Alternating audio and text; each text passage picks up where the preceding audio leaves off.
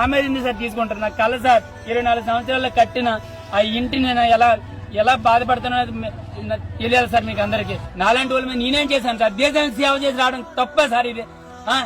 పవన్ కళ్యాణ్ గారు deputy chief minister అక్కడ మాట్లాడడం కాదు న్యాయం కోసం.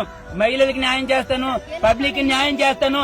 నిన్ను ఈ ఇలాంటి మాటలన్నీ విని ప్రజలు నీకు, ఆంధ్రప్రదేశ్ ప్రజలందరూ నీకు ఓటేశారు. న్యాయం జరగాల, గవర్నమెంట్ న్యాయం చెయ్యాలా.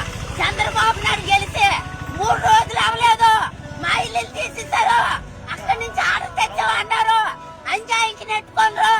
అయితే ఊర్లకే తీసేస్తాన్రా, దేశాలకే తీసేస్తాన్రా. జగన్ గెలిచినప్పుడు ఇల్లు తీసేసారా? జగన్ గెలిచినప్పుడు ఊరికి తీసేసారా? జగన్ గెలిచినప్పుడు ఆడవాళ్ళు అన్యాయం చేశారా? ఎందుకు ఈ ప్రభుత్వం వచ్చి మమ్మల్ని తీసేయడానికి?